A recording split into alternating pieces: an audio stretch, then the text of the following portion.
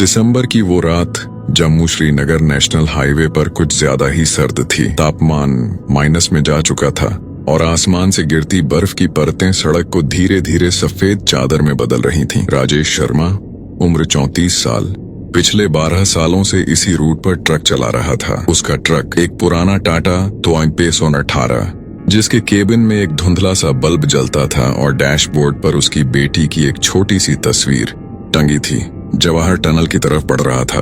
राजेश का सामान बनिहाल से आगे श्रीनगर की एक होलसेल मार्केट में पहुंचना था। सेब की पेटियां, कुछ सूखे मेवे और एक बड़ी खेप गर्म कपड़ों की, यही उसका माल था इस बार। हर साल दिसंबर में यही रूट, यही ठंड, यही अकेलापन। उसकी पत्नी सुनीता अक्सर कहती थी, इतनी ठंड में मत जाओ राजेश, कुछ दिन रुक जाओ।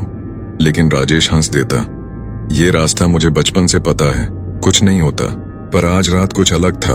रामबन को पार करते ही मौसम अचानक बिगड़ने लगा। जो बर्फ पहले हल्की हल्की गिर रही थी, वो अब तूफान का रूप ले चुकी थी। हवा इतनी तेज थी कि ट्रक की खिड़कियां कांप रही थीं और विंडो स्क्रीन वाइपर बर्फ के बोझ तले लगभग रुक रुक कर चल रहे थे। राजेश ने रेडियो ऑन किया, पर सिर्फ खरखराहट सुनाई दी। उसने अपनी स्पीड कम कर दी, 15 फिर 10 किलोमीटर प्रति घंटा। टनल से पहले वाला हिस्सा, जो लोकल ड्राइवर पुराना मोड़ कहते थे, वहां हर साल कोई न कोई हादसा होता था। पुराने जमाने में यहाँ एक छोटा सा गांव हुआ करता था, जो अब सिर्फ खंडहर बचा था, बर्फ के नीचे दबा हुआ। राजेश को ये बात उसके एक पुराने साथी ड्राइवर बशीर चाचा ने बताई थी। बेटा, वो मोड़ जल्दी पार कर लेना, वहां रुकना मत, चाहे कुछ भी दिखे। आज रात ठीक उसी मोड़ के पास राजेश की नजर सड़क किनारे किसी चीज पर पड़ी। एक साया, सफेद बर्फ के बीच कुछ लाल रंग का, एक स्त्री की आकृति जो सड़क किनारे खड़ी थी।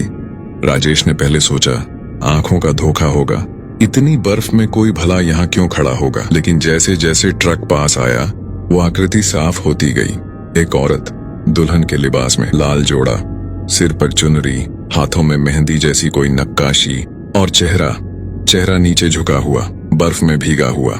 राजेश ने ब्रेक हल्के से दबाया। इतनी ठंड में, इतनी रात को कोई दुल्हन यहाँ अकेली क्यों खड़ी होगी? उसके मन में सवाल कौन था? उसने खिड़की का शीशा थोड़ा नीचे किया। कहाँ जाना है आपको? उसने पूछा, आवाज में हल्की घबराहट के साथ। औरत ने सिर उठाया। उसका चेहरा बर्फ की सफेदी में भी अजीब तरह से पीला लग रहा था, जैसे खून जम चुका हो। उसकी आंखें गहरी, काली, जैसे किसी अंधेरे कुएं में झांक रहा हो कोई। उसने बहुत धीमी आवाज में कहा, श्रीनगर, मुझे श्रीनगर जाना है, मेरी शादी है। राजेश को अजीब सा लगा, पर इंसानियत के नाते उसने दरवाजा खोल दिया। बैठ जाइए, बाहर बहुत ठंड है। औरत धीरे धीरे चढ़ी। उसके कदमों में कोई आवाज नहीं थी, जैसे वो बर्फ पर चल ही नहीं रही हो, बस तैर रही हो। जैसे ही वो केबिन में बैठी, राजेश को एक अजीब सी ठंडक महसूस हुई। हीटर के बावजूद जैसे किसी ने केबिन का तापमान अचानक कई डिग्री नीचे गिरा दिया हो। आपका नाम क्या है? राजेश ने पूछा, ट्रक को फिर से चलाते हुए। नूरजहां, औरत ने जवाब दिया, नजरें सामने सड़क पर टिकाए हुए। बहुत प्यारा नाम है। और घर वाले? वो कहाँ हैं? इतनी रात को आप अकेली? नूरजहां ने कोई जवाब नहीं दिया, बस खिड़की से बाहर देखती रही, जहां बर्फीला तूफान अब और तेज हो चुका था। राजेश ने महसूस किया कि उसके सवाल का कोई जवाब नहीं आया, तो उसने बात बदल दी। अच्छा, कोई बात नहीं, मैं आपको श्रीनगर तक छोड़ दूंगा, बस थोड़ा समय लगेगा, मौसम ठीक नहीं है। अगले कुछ किलोमीटर तक ट्रक में सन्नाटा छाया रहा, सिर्फ इंजन की घरघराहट और बाहर हवा की साएं साएं। राजेश बार बार अपनी बगल में बैठी औरत को देखता, उसका लाल जोड़ा जो बर्फ में भीगा होने के बावजूद सूखा नजर आ रहा था। उसकी चूड़ियां जो हिलने पर भी कोई आवाज नहीं करती। उसके हाथ जो गोद में बिल्कुल स्थिर रखे थे, जैसे किसी मूर्ति के हों। आप ठीक हैं? राजेश ने आखिरकार पूछा। नूरजहां ने धीरे से सिर घुमाया, राजेश की तरफ देखा। उसकी आंखों में कुछ था, एक गहरा दर्द, जैसे सदियों का दर्द जमा हो। मेरी शादी होने वाली थी, उसने कहा। आवाज में एक अजीब सी गूंज थी, जैसे दूर से आ रही हो। बहुत साल पहले, सर्दियों की रात थी, आज जैसी ही। मैं अपने ससुराल जा रही थी, इसी रास्ते से, डोली में। राजेश ने सुना तो उसकी रीढ़ में एक ठंडी लहर दौड़ गई। बहुत साल पहले? आप कब की बात कर रही हैं? नूरजहां ने जवाब नहीं दिया, बस मुस्कुरा दी। एक अजीब सी उदास मुस्कान जो होठों तक पहुंचते पहुंचते गायब हो गई। राजेश ने रेडियो फिर से ऑन करने की कोशिश की। कुछ आवाज चाहिए थी उसे, कुछ जो इस अजीब चुप्पी को तोड़ सके। लेकिन रेडियो से सिर्फ खरखराहट आई और फिर एक पल के लिए उसे लगा जैसे रेडियो से कोई फुसफुसाहट सुनाई दी, कोई पुरानी शहनाई की धुन, बहुत दूर से, बहुत धीमी। उसने फौरन रेडियो बंद कर दिया। बशीर चाचा की बात याद आ रही है, राजेश ने मन ही मन सोचा। उन्होंने कहा था इस मोड़ पर रुकना मत, पर मैं तो रुका नहीं, बस एक मुसाफिर को लिफ्ट दी है। पुराना मोड़ पीछे छूट चुका था और अब ट्रक जवाहर टनल की तरफ बढ़ रहा था। टनल का मुंह अंधेरे में एक बड़े काले गड्ढे जैसा दिख रहा था, जिसके अंदर की लाइट्स टिमटिमा रही थीं। जैसे ही ट्रक टनल के करीब पहुंचा, नूरजहां ने अचानक राजेश का हाथ पकड़ लिया। उसका स्पर्श बर्फ से भी ज्यादा ठंडा। राजेश की सांस अटक गई। यहाँ मत रुकना, नूरजहां ने कहा। आवाज में अब एक अलग ही तीव्रता थी। टनल के अंदर मत रुकना, चाहे कुछ भी हो जाए। क्यों, क्या हुआ? राजेश ने घबराते हुए पूछा। पर नूरजहां ने फिर कोई जवाब नहीं दिया। उसने अपना हाथ छोड़ दिया और वापस खिड़की से बाहर देखने लगी, जैसे कुछ हुआ ही ना हो। राजेश ने अपनी नजर सड़क पर टिकाए रखी। दिल जोर जोर से धड़क रहा था। टनल में दाखिल होते ही अंदर का तापमान और गिर गया। लाइट्स कुछ जगहों पर टिमटिमा रही थीं, कुछ जगहों पर पूरी तरह बुझी हुई थीं। राजेश ने गियर बदला, स्पीड थोड़ी बढ़ाई। जल्दी से जल्दी इस टनल को पार करना चाहता था वो। तभी टनल के बीचों बीच उसकी हेडलाइट्स में कुछ दिखा। सड़क पर ठीक बीचों बीच एक और आकृति खड़ी थी। एक आदमी पुराने जमाने के कपड़ों में, शेरवानी जैसा कुछ, सिर पर पगड़ी। उसका चेहरा भी नीचे झुका हुआ था, बिल्कुल नूरजहां की तरह जब राजेश ने उसे पहली बार देखा था। राजेश ने जोर से ब्रेक लगाया। ट्रक बर्फीली सड़क पर फिसला, टायरों ने चीखने की आवाज की और आखिरकार ट्रक उस आकृति से बस कुछ फीट पहले रुक गया। राजेश की सांसें फूल रही थीं। उसने कांपते हाथों से नूरजहां की तरफ देखा। ये कौन है? नूरजहां की आंखों में अब आंसू थे, सफेद बर्फ जैसे आंसू जो उसके गालों पर जमते हुए बह रहे थे। मेरा दूल्हा, उसने फुसफुसाते हुए कहा। वो आज भी मेरा इंतजार कर रहा है। 70 साल हो गए और वो अब भी यहीं खड़ा है। राजेश का दिल जैसे रुक गया। 70 साल? आप जिंदा नहीं है। बाहर वो आकृति, नूरजहां का दूल्हा, धीरे धीरे सिर उठाने लगा और जैसे ही उसका चेहरा हेडलाइट्स की रोशनी में आया, राजेश ने जो देखा उसने उसकी रूह कंपा दी। उस चेहरे पर आंखें नहीं थीं, सिर्फ 2 गहरे काले गड्ढे जिनसे बर्फ जैसी सफेद भाप निकल रही थी। राजेश की चीख गले में ही अटक गई। उसने फौरन गियर बदला, एक्सीलेटर पर पूरा जोर लगा दिया। ट्रक झटके से आगे बढ़ा, टायर बर्फ में फिसले, पर आखिरकार पकड़ बना ली। वो आकृति दूल्हे की पीछे छूट गई, पर राजेश को यकीन था कि उसने आखिरी पल में उस आकृति को मुस्कुराते देखा था। एक भयानक, दांतों भरी मुस्कान। टनल से बाहर निकलते ही राजेश ने बगल में देखा। सीट खाली थी। नूरजहां वहां नहीं थी, बस सीट पर जहां वो बैठी थी वहां एक सफेद सी बर्फ की परत जमी हुई थी और उसके ऊपर एक अकेला सूखा हुआ लाल गुलाब का फूल पड़ा था। राजेश ने कांपते हाथों से गाड़ी सड़क किनारे रोकी। उसकी सांसें तेज चल रही थीं, दिल जोर जोर से धड़क रहा था। उसने उस फूल को हाथ में उठाया। वो असली था, ठंडा पर असली। तभी उसकी नजर डैशबोर्ड पर पड़ी। उसकी बेटी की तस्वीर जो हमेशा वहां टंगी रहती थी, अब उस पर बर्फ की एक हल्की परत जमी हुई थी। अंदर से, केबिन के अंदर से राजेश ने खिड़की से बाहर देखा। बर्फीला तूफान अब थम चुका था और आसमान साफ होने लगा था। दूर पहाड़ों की चोटी पर चांद की रोशनी में उसे एक आकृति नजर आई। एक दुल्हन लाल जोड़े में धीरे धीरे पहाड़ों में गायब होती हुई। राजेश ने अपने ट्रक को स्टार्ट किया। हाथ अब भी कांप रहे थे। उसे मालूम था कि आज रात जो हुआ वो सिर्फ शुरुआत थी। बशीर चाचा की बातें अब उसके जहन में गूंज रही थीं। उस मोड़ पर रुकना मत, चाहे कुछ भी दिखे। पर अब बहुत देर हो चुकी थी। नूरजहां ने उसे छुआ था और जो एक बार उससे छू जाता वो कभी उसका पीछा नहीं छोड़ती। श्रीनगर अभी भी 100 किलोमीटर दूर था और राजेश जानता था कि रास्ते में अभी और भी मोड़ आने बाकी थे। अगली सुबह राजेश की आंख खुली तो सिर भारी था, जैसे रात भर सोया ही ना हो। सुनीता किचन में नाश्ता बना रही थी और उनकी बेटी 8 साल की छोटी परी स्कूल जाने की तैयारी कर रही थी। घर का माहौल बिल्कुल सामान्य था, पर राजेश के अंदर एक अजीब सी बेचैनी घर कर चुकी थी। उसने खिड़की के शीशे को ध्यान से देखा। रात वाली वो लिखावट, मैं आ रही हूँ, अब वहां नहीं थी। शायद सुबह की गर्माहट में बर्फ पिघल गई थी, या शायद राजेश ने इस सोच को झटक दिया। उसने खुद को समझाया कि शायद ये सब उसकी थकान और तनाव का नतीजा था। 12 साल से इसी रूट पर ट्रक चलाते चलाते हो सकता है दिमाग पर असर पड़ा हो। नाश्ते की मेज पर सुनीता ने पूछा, कल रात नींद में बड़बड़ा रहे थे, किसी का नाम ले रहे थे बार बार। राजेश के हाथ में पकड़ा चम्मच रुक गया। क्या नाम? नूर कुछ, नूरी, नूर जहां, कुछ ऐसा ही।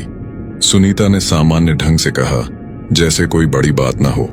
कौन है ये? कोई पुरानी जान पहचान? राजेश ने झूठी मुस्कान के साथ बात टाल दी। कुछ नहीं, बस एक सपना था। शायद कोई पुरानी फिल्म का असर होगा, पर अंदर ही अंदर उसका दिल धड़क रहा था।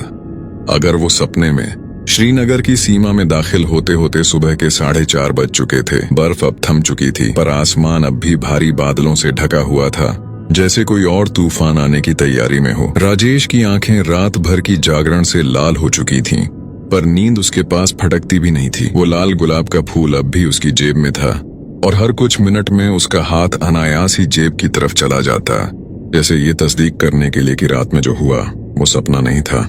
होलसेल मार्केट पहुंचकर उसने अपना सामान उतारा। मालिक? वहीद भाई, एक अधेड़ उम्र के कश्मीरी व्यापारी, राजेश को हर साल की तरह गर्मजोशी से मिले, पर आज उन्होंने राजेश का चेहरा देखते ही पूछा, क्या हुआ राजेश भाई? चेहरा इतना उतरा हुआ क्यों है? रास्ते में कुछ हुआ क्या? राजेश कुछ पल के लिए चुप रहा, फिर उसने धीरे से कहा, वहीद भाई, आपने कभी पुराने मोड़ के बारे में सुना है? टनल से पहले वाला।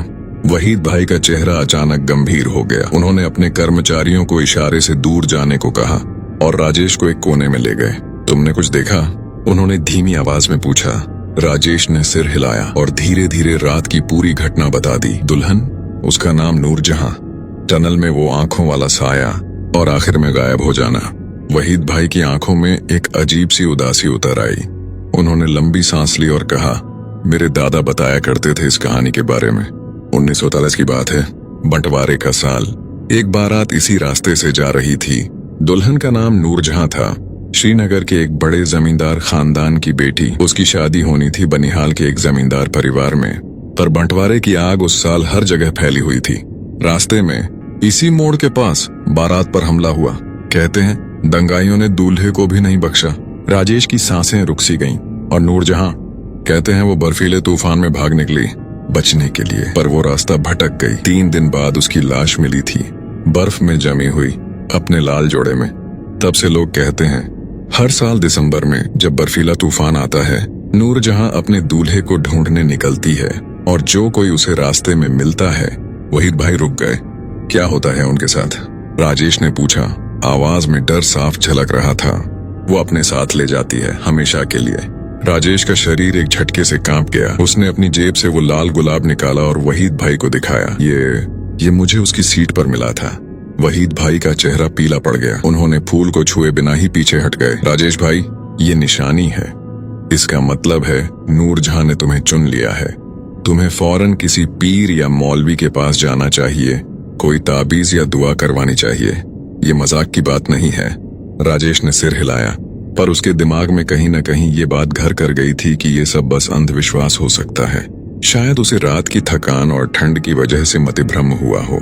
उसने वहीद भाई का शुक्रिया अदा किया और अपने ट्रक की तरफ बढ़ गया, वापसी की तैयारी के लिए।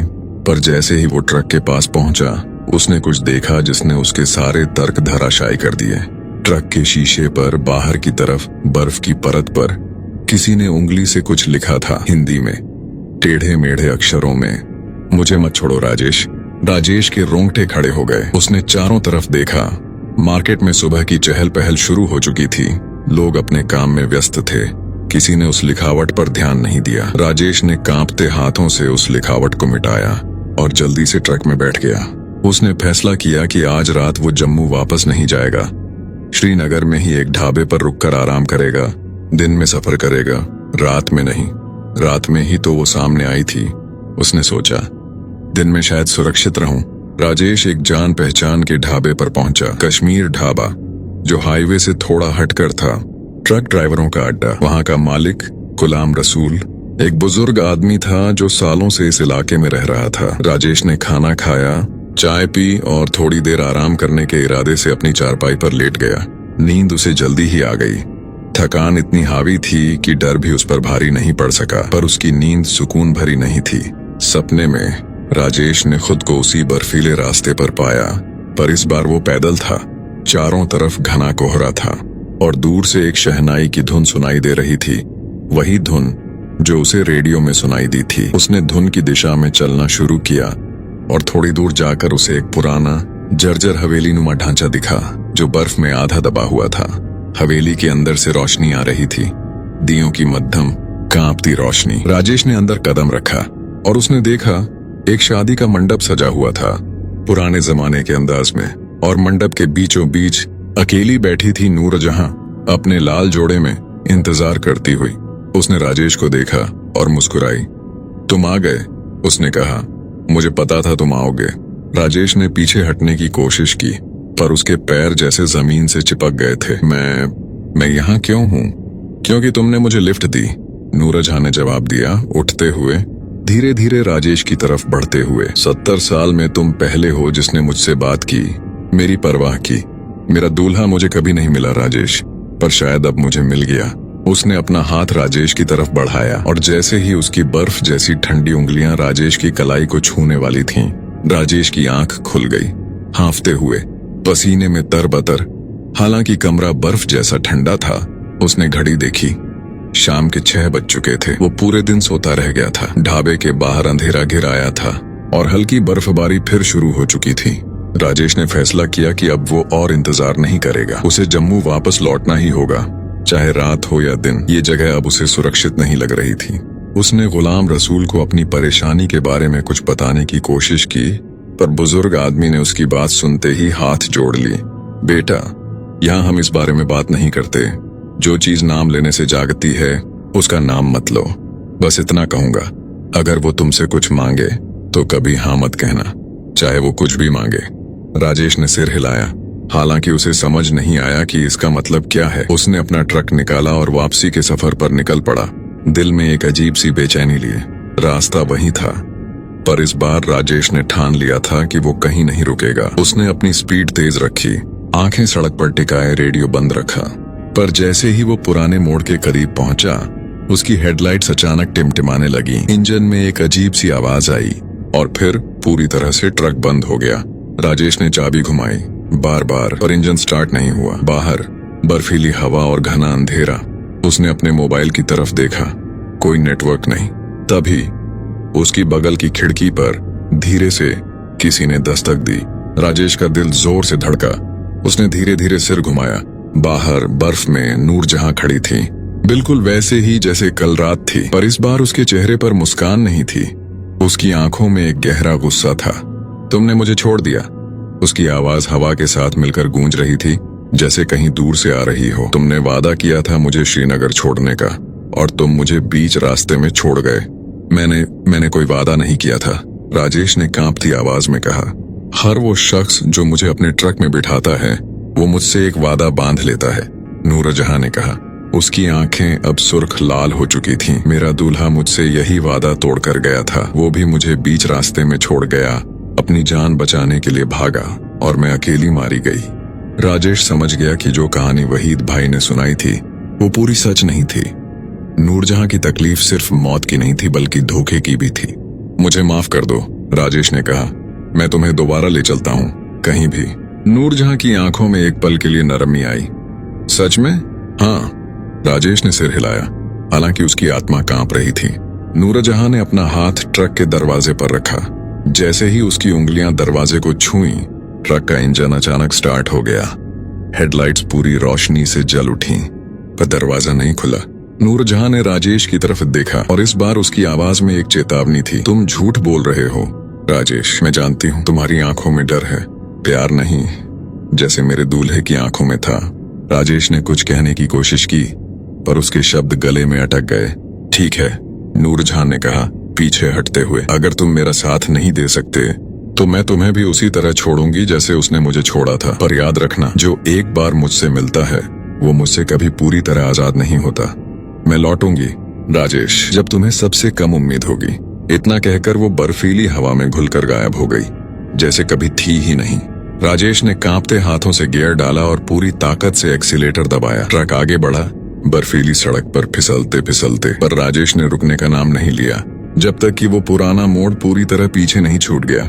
जम्मू पहुंचकर राजेश सीधा अपने घर गया। सुनीता ने दरवाजा खोला और उसका चेहरा देखते ही पूछा, क्या हुआ? इतने डरे हुए क्यों लग रहे हो? राजेश ने कुछ नहीं कहा, बस अपनी पत्नी को कसकर गले लगा लिया। पर उस रात जब वो सोने की कोशिश कर रहा था, उसने महसूस किया कि कमरे का तापमान अचानक गिर गया है। उसने आंखें खोलीं और खिड़की के शीशे पर बर्फ की एक हल्की परत जमी हुई थी अंदर की तरफ से, और उस परत पर धीरे धीरे कुछ शब्द उभरने लगे।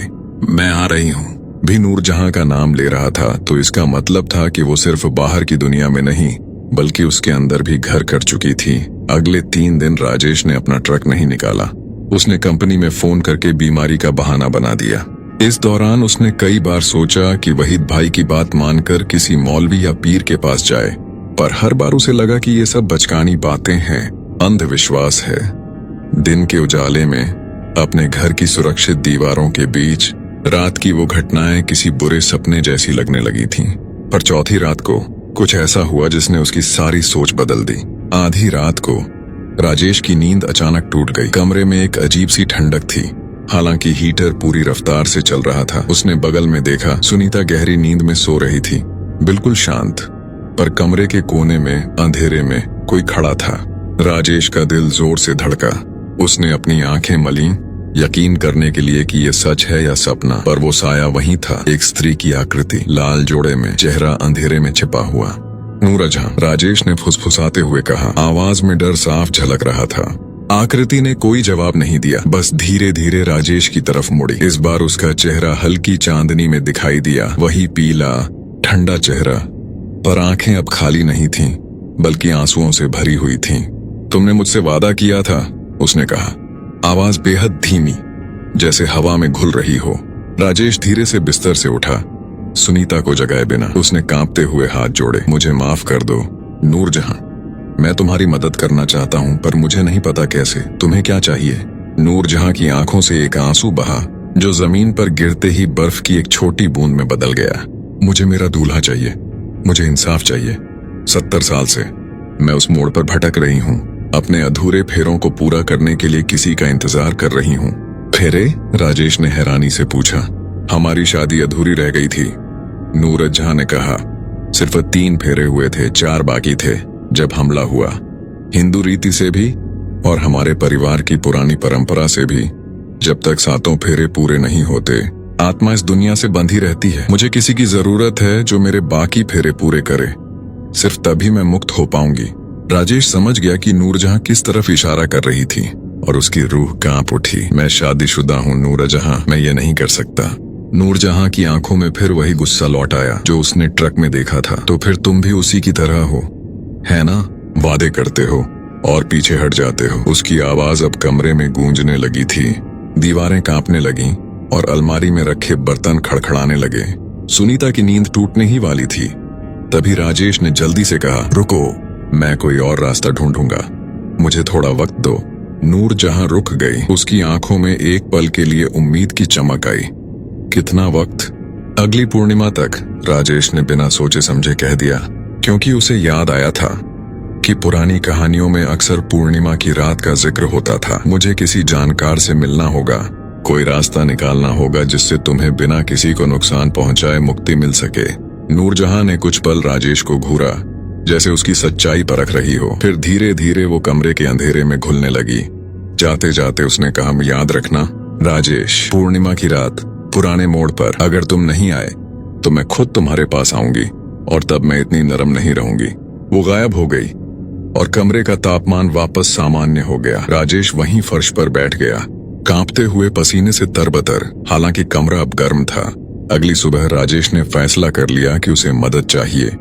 उसने अपने बचपन के दोस्त इरफान से संपर्क किया, जो अब बनिहाल के पास एक छोटे से गांव में रहता था और स्थानीय इतिहास और लोक कथाओं में गहरी दिलचस्पी रखता था।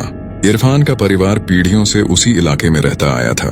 फोन पर राजेश ने उसे सारी बात बताई, नूरजहां, अधूरे फेरे, पूर्णिमा की डेडलाइन। इरफान कुछ देर चुप रहा, फिर बोला, राजेश भाई, ये कहानी मैंने भी सुनी है, पर एक अलग एंगल से। मेरे दादा कहते थे कि नूरजहां सिर्फ पीड़ित नहीं थी। कहते हैं जब बारात पर हमला हुआ तो नूरजहां ने अपने कुछ रिश्तेदारों को बचाने के लिए एक तांत्रिक से मदद मांगी थी, ब्लैक मैजिक की, पर वो मदद वक्त पर नहीं पहुंची और तांत्रिक की रस्म अधूरी रह गई। कहते हैं वही अधूरी रस्म है जो नूरजहां की आत्मा को इस दुनिया से बांधे हुए है, न कि सिर्फ अधूरे फेरे। राजेश का सिर चकरा गया। तो फिर मुझे क्या करना चाहिए? तुम्हें उस जगह जाना होगा जहां तांत्रिक ने वो रस्म शुरू की थी, इरफान ने कहा। पुराने मोड़ से कुछ दूर जंगल के अंदर एक पुराना खंडहर मंदिर है। मेरे दादा बताते थे कि वहीं नूरजहां की आत्मा की जड़ें हैं। अगर तुम वहां जाकर सही रस्म पूरी कर सको तो शायद उसे मुक्ति मिल सके। और अगर मैं गलत रस्म कर दूं? इरफान की आवाज गंभीर हो गई। तो नूरजहां हमेशा के लिए इस दुनिया में बंध जाएगी और वो इतनी गुस्से में होगी कि तुम्हारा पूरा परिवार खतरे में पड़ सकता है। राजेश भाई, ये मजाक नहीं है। तुम्हें किसी असली जानकार की मदद चाहिए। राजेश ने फैसला किया कि वो इरफान से मिलने बनिहाल जाएगा और वहां से मिलकर उस खंडहर मंदिर तक पहुंचेगा पूर्णिमा से पहले। अगले दिन राजेश ने अपना ट्रक निकाला। इस बार सुनीता को पूरी सच्चाई तो नहीं, पर इतना जरूर बताया कि उसे एक जरूरी काम से बनिहाल जाना है। सुनीता ने कुछ सवाल पूछे, पर राजेश की परेशान आंखों को देखकर उसने ज्यादा जोर नहीं दिया। बस इतना कहा, जल्दी वापस आना। रास्ते में दिन के उजाले में हाईवे बिल्कुल सामान्य लग रहा था। पुराना मोड़ भी दिन में सिर्फ एक साधारण घुमावदार सड़क जैसा दिखता था। कोई डरावनी बात नहीं। राजेश ने वहां गाड़ी रोकी और जंगल की तरफ देखा। इरफान ने रास्ता समझाया था। मोड़ से करीब 2 किलोमीटर अंदर एक पुरानी पगडंडी से होते हुए खंडहर मंदिर तक पहुंचा जा सकता था। राजेश ने अपने ट्रक को सड़क किनारे पार्क किया और पैदल जंगल में दाखिल हुआ। बर्फ यहाँ कम गहरी थी, पेड़ों की घनी छतरी की वजह से, पर ठंड फिर भी हड्डियां कांपा रही थीं। करीब 40 मिनट चलने के बाद उसे वो खंडहर मंदिर नजर आया। पत्थरों का एक पुराना ढांचा जिस पर कई और बर्फ जमी हुई थी और जिसकी मूर्तियां वक्त के साथ लगभग मिट चुकी थीं। मंदिर के अंदर दाखिल होते ही राजेश को एक अजीब सी सिहरन महसूस हुई, जैसे यहाँ की हवा में भी कोई पुरानी पीड़ा घुली हुई हो। दीवारों पर पुराने अस्पष्ट चित्र बने हुए थे। एक शादी का दृश्य, फिर हमले का दृश्य और आखिर में एक तांत्रिक रस्म का दृश्य, जिसमें एक आदमी किसी अनुष्ठान के बीच में रुका हुआ दिख रहा था, जैसे किसी ने उसे बीच में ही रोक दिया हो। राजेश ने मंदिर के बीचों बीच एक पुरानी टूटी हुई वेदी देखी। उसके पास ही जमीन में अधूरा गड़ा हुआ एक पुराना ताबीज जैसा कुछ पड़ा था, बुरी तरह जंग खाया हुआ। जैसे ही राजेश ने उसे उठाने के लिए हाथ बढ़ाया, मंदिर के अंदर की हवा अचानक भारी हो गई। एक गहरी गूंजती आवाज ने कहा, इसे मत छूना। राजेश ने पीछे मुड़कर देखा। मंदिर के प्रवेश द्वार पर एक आकृति खड़ी थी, पर यह नूरजहां नहीं थी। ये एक बूढ़े आदमी की आकृति थी जो पुराने जमाने के तांत्रिक जैसे वस्त्रों में था। उसकी आंखें भी नूरजहां के दूल्हे की तरह खाली और काली थीं। तुम कौन हो? राजेश ने घबराते हुए पूछा। मैं वो हूँ जिसने ये रस्म शुरू की थी और जो इसे कभी पूरा नहीं कर पाया, तांत्रिक की आत्मा ने कहा। और अब तुम भी उसी जाल में फंस चुके हो जिसमें मैं फंसा था। राजेश ने कांपते हुए पूछा।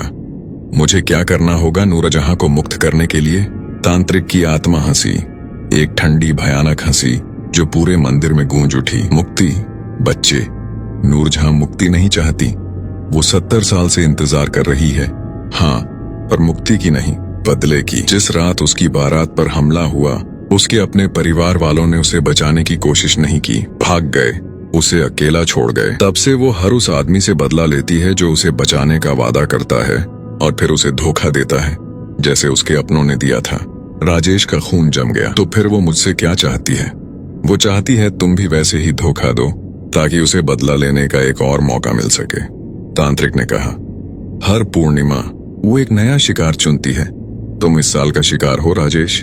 राजेश पीछे हट गया, दहशत से भरा हुआ। तो मैं कैसे बचूं? तांत्रिक की आत्मा की आंखों में कुछ पल के लिए एक अलग भाव आया, शायद पछतावे का। एक ही रास्ता है, पूर्णिमा की रात। तुम्हें पुराने मोड़ पर जाना ही होगा, क्योंकि वो तुम्हें वैसे भी ढूंढ लेगी, पर तुम्हें उसे सच बताना होगा। असली सच, कि तुम उसकी मदद नहीं कर सकते, कि तुम उसे धोखा नहीं देना चाहते, इसलिए तुम झूठा वादा नहीं करोगे। सच्चाई ही एकमात्र चीज है जो उसकी रस्म को तोड़ सकती है, क्योंकि झूठ ही उसे ताकत देता है। और अगर मैं सच बोलूं तो क्या होगा?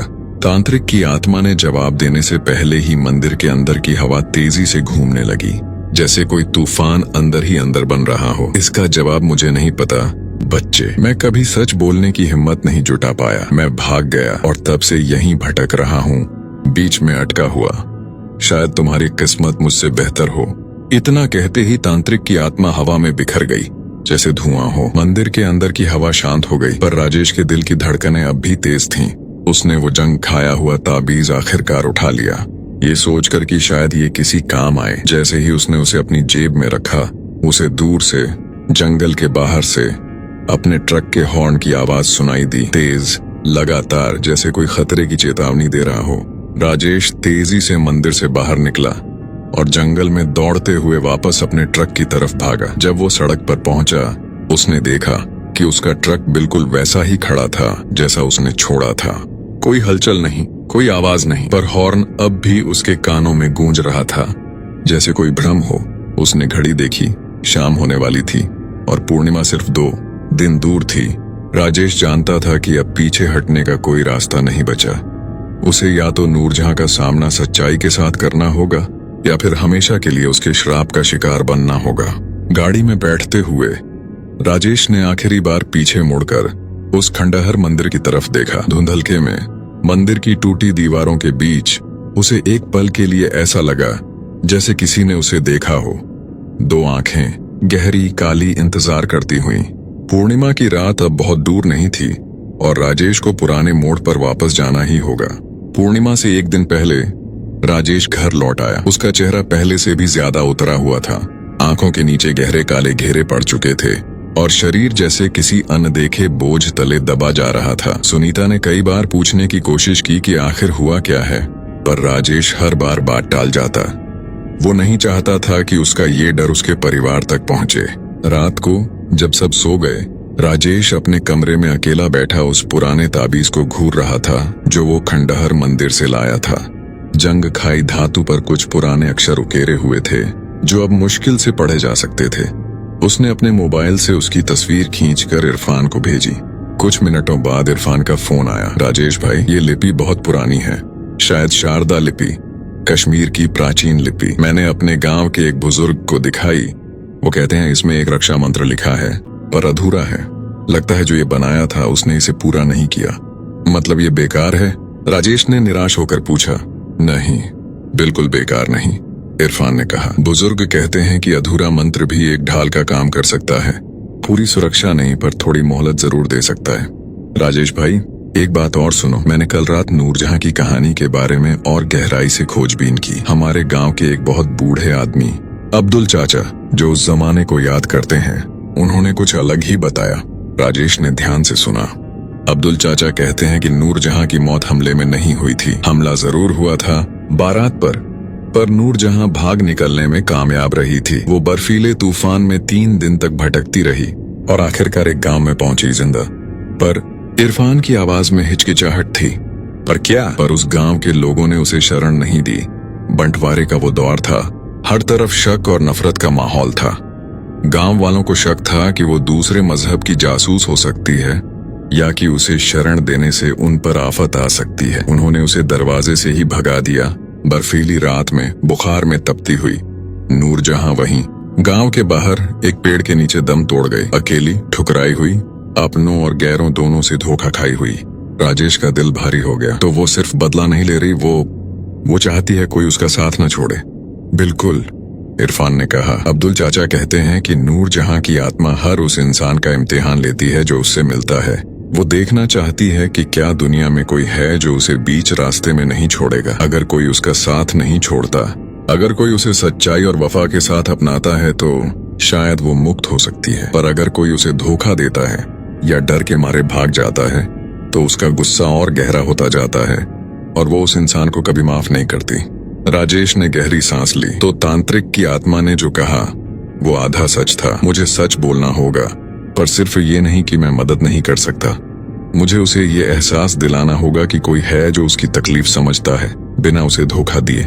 बिल्कुल यही बात है, इरफान ने कहा। पर राजेश भाई, ये बहुत खतरनाक रास्ता है। अगर तुमने कुछ गलत कहा, अगर उसे लगा कि तुम भी बस उसे शांत करने के लिए झूठी हमदर्दी दिखा रहे हो, तो वो और भड़क सकती है। तुम्हें सच में दिल से उसकी तकलीफ को महसूस करना होगा। राजेश ने फोन रखा और खिड़की से बाहर देखा। बर्फ फिर से गिरनी शुरू हो चुकी थी, धीरे धीरे, जैसे कोई खामोश चेतावनी हो। कल रात पूर्णिमा थी और उसे पुराने मोड़ पर जाना ही था। अगली शाम राजेश ने सुनीता से झूठ बोला कि उसे एक अर्जेंट डिलीवरी के लिए जाना है। उसने अपनी बेटी परी को गले लगाया, कुछ पल के लिए, ज्यादा ही देर तक, जैसे ये आखिरी मुलाकात हो सकती है। सुनीता ने उसकी आंखों में कुछ अजीब देखा, पर राजेश जल्दी से निकल गया, इससे पहले कि वो कुछ पूछे। रास्ते में राजेश ने अपनी जेब में वो अधूरा ताबीज महसूस किया और दूसरी जेब में वो सूखा हुआ लाल गुलाब जो नूरजहां ने पहली रात छोड़ा था। उसने रेडियो ऑन नहीं किया इस बार, चुपचाप ड्राइव करता रहा, अपने दिमाग में वो शब्द दोहराता रहा जो उसे नूरजहां से कहने थे। रात के करीब 11 बजे राजेश पुराने मोड़ पर पहुंचा। पूर्णिमा का चांद बादलों के बीच से झांक रहा था। बर्फ की सफेद चादर पर एक अजीब सी चांदनी बिखेर रहा था। राजेश ने अपना ट्रक सड़क किनारे रोका और इंजन बंद कर दिया। सन्नाटा था, गहरा, डरावना सन्नाटा, सिर्फ हवा की साएं साएं और उसके अपने दिल की धड़कन की आवाज।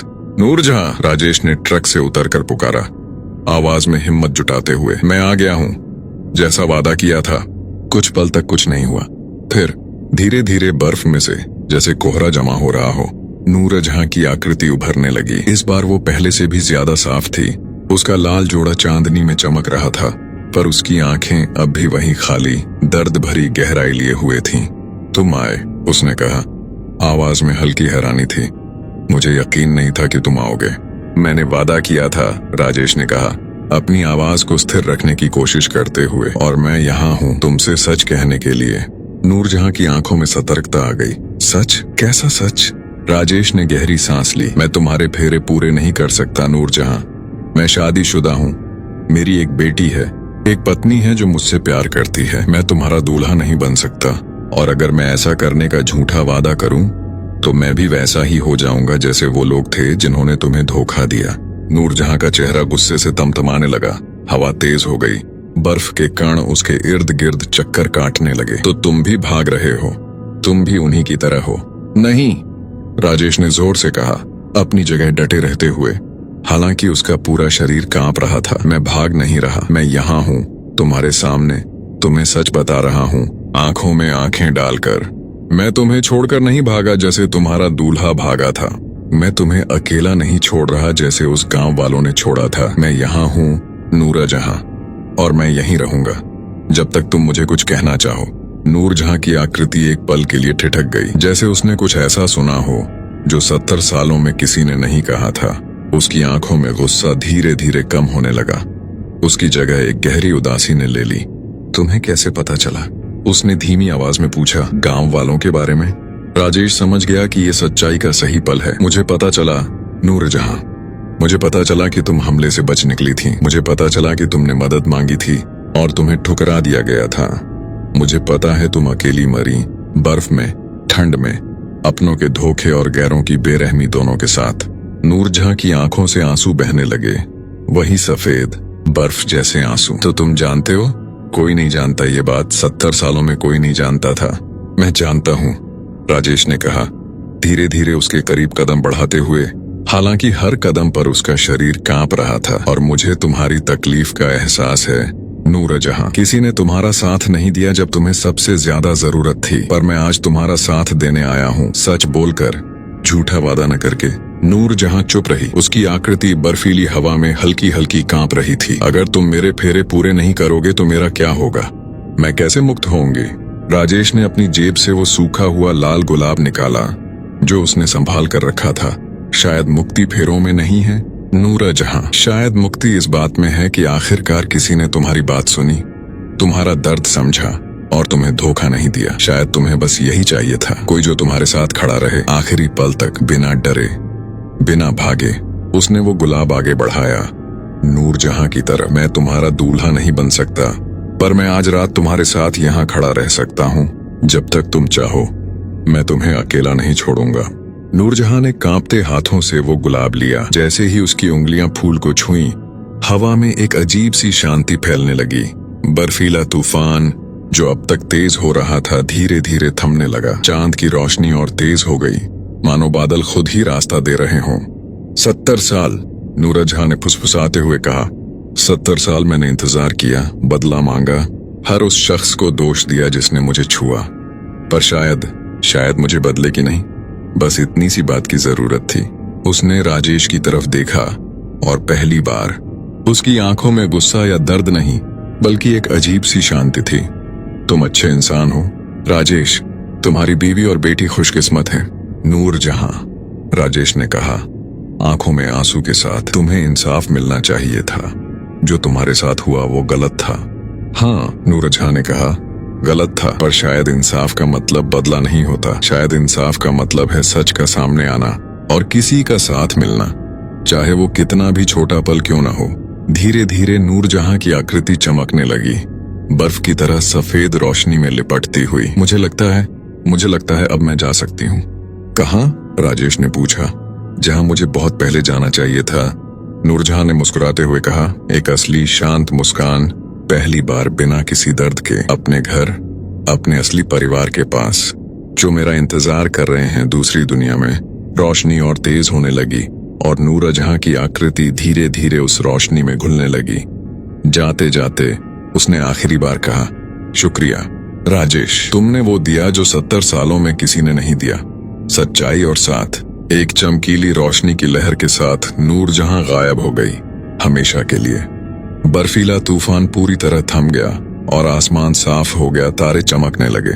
राजेश वहीं खड़ा रहा, कुछ पल के लिए अपनी सांसें स्थिर करने की कोशिश करते हुए। उसने महसूस किया कि उसकी जेब में रखा वो जंग खाया ताबीज अचानक गर्म हो गया, फिर धीरे धीरे राख में बदल गया, जैसे उसका काम पूरा हो चुका हो।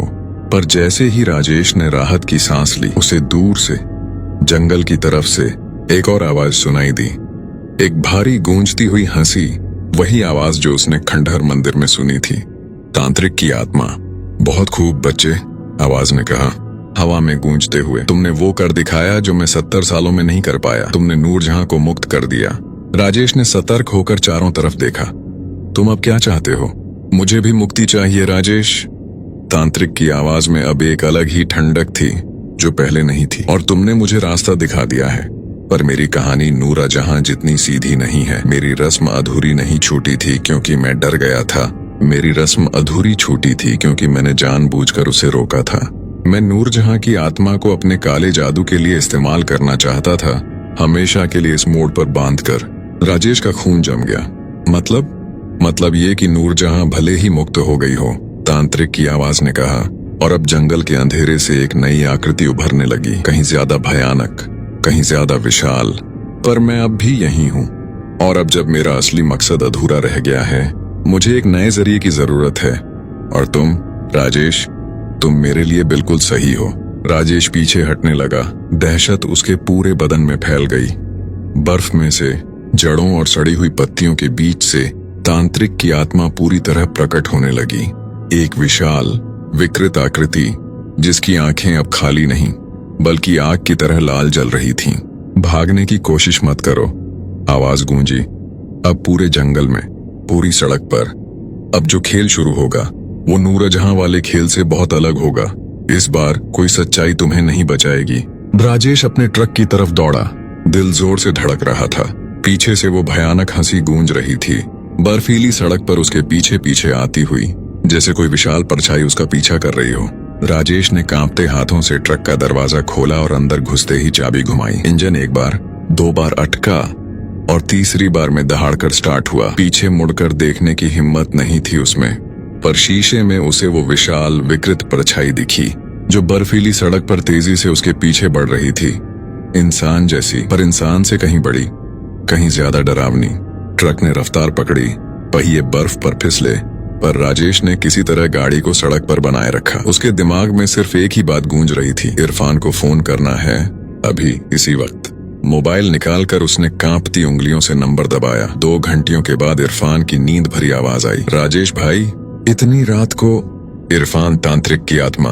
राजेश चीखा। गाड़ी चलाते हुए वो नूरजहां को इस्तेमाल कर रहा था अपने काले जादू के लिए। अब नूरजहां आजाद हो गई, पर वो अब मेरे पीछे है।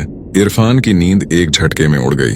राजेश भाई, ध्यान से सुनो, अब्दुल चाचा ने एक बात और बताई थी जो मैंने तुम्हें नहीं बताई क्योंकि मुझे लगा जरूरी नहीं। कहते हैं वो तांत्रिक अपनी जिंदगी में भी गांव वालों का दुश्मन था, काला जादू करता था, लोगों की बलि लेता था। गांव वालों ने आखिरकार उसे पकड़ा और खंडहर मंदिर में जिंदा दफना दिया, एक खास मंत्र के साथ, ताकि उसकी आत्मा कभी बाहर न निकल सके। तो अब वो मंत्र टूट गया है, राजेश ने कहा जब मैंने वो ताबीज उठाया। हाँ, इरफान की आवाज में डर था। राजेश भाई, उस मंदिर में एक और चीज थी। दीवार पर बनी तस्वीरों में एक खास चिन्ह, जिससे उस तांत्रिक को वापस बांधा जा सकता है, पर उसके लिए तुम्हें वापस उसी मंदिर जाना होगा। राजेश की आंखों के सामने अंधेरा छा गया। वापस जंगल में? अभी कोई और रास्ता नहीं है, इरफान ने कहा। मैं तुम्हें चिन्ह के बारे में बताता हूँ, ध्यान से सुनो। राजेश की उंगलियां आखिरकार उस पुराने पत्थर से टकराईं जिस पर वो चिन्ह उकेरा हुआ था। उसने इरफान का सिखाया मंत्र बुदबुदाना शुरू किया। आवाज कांपती हुई पर दृढ़। तांत्रिक की आत्मा दहाड़ी आगे बढ़ी। उसका विशाल साया राजेश को निगलने के लिए झुका, पर ठीक उसी पल मंदिर में एक और रोशनी प्रकट हुई। सफेद, गर्म, शांत, नूरजहां की आत्मा। तुमने मेरा इस्तेमाल किया 70 साल तक, नूरजहां की आवाज गूंजी। अब डर की नहीं बल्कि ताकत की आवाज थी। तुमने मेरे दर्द को अपने काले जादू का जरिया बनाया, अब वक्त है हिसाब बराबर करने का। नूरजहां की रोशनी तांत्रिक की परछाई से टकराई और मंदिर में जैसे कोई युद्ध छिड़ गया, रोशनी और अंधेरे का, दर्द और मुक्ति का। राजेश ने इस मौके का फायदा उठाकर मंत्र पूरा किया। आखिरी शब्द चीखते हुए बोले। पत्थर पर बना चिन्ह अचानक तेज नीली रोशनी से जगमगा उठा। तांत्रिक की आत्मा एक भयानक चीख के साथ पीछे खींचने लगी, जैसे कोई अदृश्य ताकत उसे वापस जमीन में खींच रही हो। नहीं, वो चिल्लाया, मैं फिर से आजाद नहीं हो सकता। ये मुमकिन नहीं। पर मंत्र की ताकत उससे ज्यादा मजबूत थी। धीरे धीरे, चीखते चिल्लाते, तांत्रिक की आत्मा जमीन में समाने लगी, उसी वेदी के नीचे जहां 70 साल पहले उसे दफनाया गया था। आखिरी पल में उसने राजेश की तरफ देखा, नफरत भरी आंखों से, और फिर हमेशा के लिए गायब हो गया। मंदिर में सन्नाटा छा गया। राजेश हांफते हुए जमीन पर गिर पड़ा, हाथ अब भी उस चिन्ह पर टिके हुए। नूरजहां की रोशनी उसके पास आई, नरम, गर्म। तुमने कर दिखाया राजेश, तुमने उसे हमेशा के लिए बांध दिया। तुमने मेरी मदद की, राजेश ने कहा कांपती सांसों के साथ। शुक्रिया नूरजहां। नहीं, नूरजहां ने मुस्कुराते हुए कहा, शुक्रिया तुम्हारा है। तुमने मुझे सिखाया कि सच्चाई और साथ बदले से कहीं ज्यादा ताकतवर होते हैं। अब मुझे वाकई जाना है, अपने घर, हमेशा के लिए। रोशनी की एक आखिरी लहर के साथ नूरजहां हमेशा के लिए विदा हो गई। इस बार सचमुच शांति के साथ। मंदिर की टूटी दीवारों से सुबह की पहली किरणें छनकर अंदर आने लगीं। रात का अंधेरा धीरे धीरे छंटने लगा। राजेश धीरे धीरे उठा, अपने शरीर का दर्द महसूस करते हुए, पर दिल में एक अजीब सी हल्कापन लिए। उसने आखिरी बार उस वेदी की तरफ देखा, जहां अब सिर्फ ठंडे पत्थर और बर्फ बची थी। कोई साया नहीं, कोई आवाज नहीं। जंगल से बाहर निकलकर अपने ट्रक तक पहुंचकर राजेश ने पीछे मुड़कर आखिरी बार उस पुराने मोड़ को देखा, जो अब सुबह की रोशनी में बिल्कुल साधारण, शांत सड़क जैसा लग रहा था। कोई नहीं कह सकता था कि यहाँ क्या क्या हुआ था। घर पहुंचकर सुनीता ने दरवाजा खोला, चिंता से भरी हुई। इतनी रात कहाँ थे? मैं कितनी परेशान हो गई थी। राजेश ने कुछ नहीं कहा, बस अपनी पत्नी और बेटी को कसकर गले लगा लिया, आंखों में आंसुओं के साथ। उसे एहसास हुआ कि इस पूरे सफर ने उसे एक बात सिखाई थी, जिनसे हम प्यार करते हैं उनका साथ कभी नहीं छोड़ना चाहिए, और सच्चाई हमेशा झूठ से ज्यादा ताकतवर होती है, चाहे वो इंसानों की दुनिया हो या रूहों की। आज भी जब कोई ट्रक ड्राइवर सर्दियों की रात में जम्मू श्रीनगर हाईवे से गुजरता है, कहते हैं पुराना मोड़ अब पहले जैसा डरावना नहीं रहा। पर कभी कभी बहुत गहरी रात को बर्फ में एक हल्की सी लाल रोशनी झिलमिलाती दिखती है। कहते हैं वो नूरजहां की आखिरी निशानी है। उस मोड़ पर हमेशा के लिए बसी शांति की याद। पर बनिहाल के बूढ़े आज भी नई पीढ़ी को चेताते हैं, रात के अंधेरे में अगर कभी कोई अकेला मुसाफिर सड़क किनारे लिफ्ट मांगता दिखे तो एक पल रुककर सोच लेना, क्योंकि हर कहानी का अंत सुखद नहीं होता और हर रूह को नूरजहां जितनी किस्मत नहीं मिलती। अगर आपको भी लगता है कि रात के सन्नाटे में सुनसान हाईवे पर कोई अनसुनी सच्चाई आपका इंतजार कर रही है, तो ऐसी ही रूह कंपा देने वाली, दिल को छू जाने वाली सच्ची और काल्पनिक कहानियां हर हफ्ते सुनने के लिए जुड़े रहिए डार्क लीजेंड के साथ। इस वीडियो को लाइक करना ना भूलिएगा, और अगर अभी तक आपने चैनल को सब्सक्राइब नहीं किया तो बेल आइकॉन दबाकर सब्सक्राइब कर लीजिए, ताकि अगली कहानी की पहली दस्तक आप तक सबसे पहले पहुंचे। ये थी डार्क लीजेंड की तरफ से नूरजहां की कहानी। मिलते हैं अगली कहानी में, तब तक के लिए रात में सफर करते वक्त संभल कर रहिएगा।